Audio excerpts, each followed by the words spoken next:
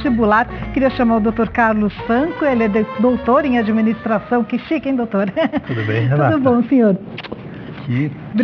Que manhã de alto astral, hein? Que voz deliciosa, né? Talentosa. Maravilhoso. Doutor, o senhor é autor desse livro? Isso, esse é uma publicação nossa desse ano, agora de julho, que é uma compilação de um trabalho aí de 4 anos, colocando estratégia e coaching juntos. O que é coaching? O que é um coach universitário? Coaching, se nós falarmos um pouco de passado, de pálpebras, de engravidação, coaching é falar do futuro. Eu costumo provocar principalmente os nossos jovens, marca um encontro com o seu futuro. Se você souber qual que é o rumo, qual que é o destino que você está perseguindo, vai ser muito mais fácil você chegar lá. Essa é a ideia do coaching. O coaching, a gente ajuda as pessoas a ligarem o seu presente ao futuro que elas buscam, que podem ser sonhos, que podem ser desejos, que pode ser um realinhamento em geral, mas particularmente o coaching universitário, ele está pegando esse jovem que hoje está com uma dificuldade de escolher profissão, está com uma dificuldade de saber que faculdade cursar e ainda mais, entrando na faculdade, como é que eu me conecto com o mercado. Esse é o trabalho que nós fazemos. O senhor é um coach, mais ou menos só a formação. Qual é a formação no caso de um coach universitário? Tá. O senhor é formado em administração? Eu sou formado em administração. Talvez o que me qualifica como coach universitário não é só ser pai e hoje talvez ser avô, mas foi uma carreira universitária. Eu sempre fui professor universitário, fui diretor de faculdade, sempre tive esse convívio com o jovem. E eu aprendi com o jovem as angústias deles. E à medida que eu fui sendo perguntado, questionado e etc., eu fui sendo provocado a compilar um material que desse suporte a esse jovem. Mas coaching normalmente trabalha na área de coaching administradores, psicólogos, psiquiatras, basicamente a gente junta. Eu me desafiei muito a trabalhar na integração das inteligências. Todo mundo é inteligente. A gente fala muito em inteligência emocional.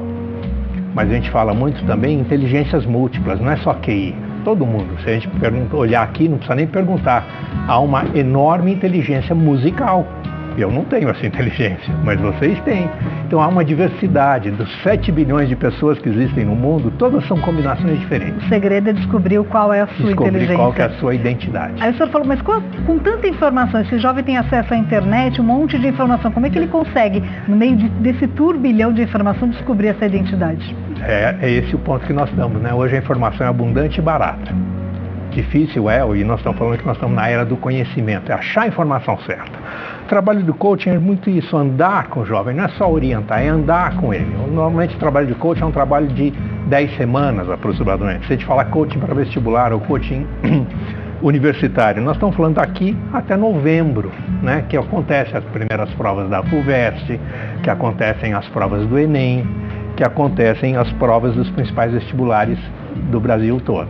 Então esse caminho que é percorrido, normalmente eu faço em 10 semanas, que vai desde uma grande ampliação do autoconhecimento. Como eu lhe falei, todo mundo é inteligência, mas quais são as inteligências que eu tenho? E como funciona o trabalho? O senhor conversa com o aluno, primeiro passo é conversar com o aluno, saber que caminho ele está seguindo, quais são as angústias dele? Então, normalmente eu chamo isso de mapeamentos. A gente faz isso de uma forma simples. O aluno ou o jovem, ele entra na internet, a gente tem o site nosso, depois você vai estar divulgando, ele entra lá em mapeamentos e ele vai, em 10 minutos, a gente vai mapeá-lo, o perfil de comportamento dele. Porque basicamente a gente vai ver que estudar tem maneiras diferentes de estudar e tem maneiras diferentes de agir profissionalmente. Tem gente que é mais ansiosa, que é mais executora, tem outros que são mais planejadores, mais sonhadores, tem outros que são mais de comunicação, tem outros que tomam cuidados analíticos. Então a gente precisa mapear, primeiro, qual que é o meu comportamento, depois mapear quais são minhas inteligências. Eu tenho inteligência musical, eu tenho inteligência analítica, eu tenho inteligência espacial, eu tenho inteligência sinestésica, eu tenho inteligência corporal. Quais são as minhas inteligências? Basicamente tem 9 inteligências. Depois mapearmos a inteligência emocional. Como é que eu me conheço no meu comportamento emocional? E eu tenho falado, inclusive tenho desenvolvido alguma coisa nova aqui no Brasil, o que a gente chama de Consciousness Intelligence. Mas para aqueles que creem em Deus, pode chamar de inteligência espiritual ou consciência humana. Que a ideia é que isso amplia muito, quer dizer, não é só a gente foca muito a inteligência o QI, ou a inteligência intelectual, mas ela é só 20%. Quem trabalha com inteligência emocional diz que a inteligência emocional usa outros 80%. Eu falo, olha, a inteligência emocional usa outros 30%. A inteligência espiritual, ou a consciousness, a consciência humana, te potencializa as outras, te torna mais inteligente. Então, se preparar para o vestibular ou se preparar para a carreira profissional, claro, você tem que ter conhecimento. Sem conhecimento a gente não chega em lugar nenhum. Mas só o conhecimento não é suficiente. Eu preciso saber me comportar, me relacionar com aquele conhecimento, segurar a minha ansiedade, saber que eu sou capaz. E daí, na hora que a gente trabalha na consciência humana, a gente tem essa noção que a gente faz parte do universo todo, que aquele jardim ali lindo que a gente está vendo faz parte da nossa vida, faz parte da nossa manhã, que essa música agradável, ela embala a nossa alma. E isso vai ampliando, quer dizer que a gente vai falar em ciclo de vida, em doar, em plantar, em colher, em ser resistente, em ser capaz de recomeçar e principalmente ter um propósito, ter um senso de direção. E aí então o senhor conversa com o jovem e aí vai colocando nele... A gente vai trabalhando nele. Então, normalmente as sessões de coaching, primeiro, eu gosto muito, né? É fácil trabalhar naquilo que a gente gosta, não é verdade? Eu gosto muito, porque a gente trabalha com o futuro, a gente trabalha em trazer o futuro para o presente. Então, normalmente são conversacionais, mas tem lição de casa. Mas a lição de casa, em geral, é prazerosa. Então, normalmente a gente mapeia. É muito comum o jovem descobrir potenciais que ele não tinha conhecimento. É muito comum ele descobrir áreas que ele não sabia que ele era capaz. Ele achava que ele era tão bom em matemática e que matemática ia ser a vida dele. Outro dia eu trabalhei com um jovem e ele descobriu que ele era excelente em comunicação. E daí ele juntava a lógica da matemática com a comunicação e ele ficava um argumentador muito difícil de vencer. Ele tinha uma velocidade em ação e comunicação. Eu falei, olha, você já pensou em carreira como juiz? Você já pensou em carreira como advogado? Ele nunca tinha pensado. Então, normalmente, essa combinação, a gente é muito inteligente, todos são, então, essa combinação, primeiro ponto é você descobrir potenciais. O bacana do coaching é isso, é que você descobre potenciais que você já tem. Mas não sabe. Você não precisa comprar. Você já faz parte de você. Agora, Carlos, com que idade que deve procurar um coach? Porque agora a gente vai chegando na véspera perto do vestibular. Ainda dá para o jovem se encontrar? Ainda dá, tá? Eu trabalho muito em fases um pouco anteriores, que a gente amplia, às vezes... Segundo ano, né? Segundo ano, começo do terceiro ano, a gente amplia a pesquisa das possibilidades das carreiras para esse jovem seguir. Só que hoje, uma das características, eu estou até dando um curso semana que vem falando isso, uma das tendências mundiais é que as profissões novas surgem a cada semana.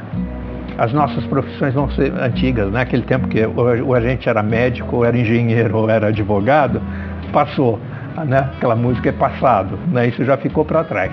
Hoje as profissões mudam em ciclos de 4, 5 anos. Então é muito comum a gente ir migrando e avançando em profissões, aproveitando as experiências de sucesso anteriores. Então, mesmo falando em vestibular, dá para trabalhar agora? Dá. Por quê? A gente vai trabalhar no mapeamento, quais as possibilidades, tem Enem aí, tem vestibulares aí, e no acompanhamento para os vestibulares, usar a inteligência emocional, usar a consciência humana a seu favor, ampliando o seu potencial de conquista. E que resultados positivos você tem disso? É fantástico, é muito interessante. Eu trabalho inclusive depois do vestibular, no primeiro ano do aluno. Porque é muito diferente, às vezes, dependendo da universidade, né? O impacto é muito grande para o jovem, né? Assim, quase que eu falo para todo universitário, o primeiro ano é chato. Não é nada do que você imaginava, porque você vai trabalhar com matérias básicas, parece que você está no colegial. O primeiro ano é chato, então você precisa gerar orientação. Olha, se enganja, entra no coral, entra no Grêmio, se envolve, cultiva essa nova comunidade, para você começar a trocar experiências ali e tomar um impulso para seguir adiante. A faculdade começa a ficar mais legal à medida que você vai entrando na tua área de aplicação. Mas eu observo também com os nossos coaches isso.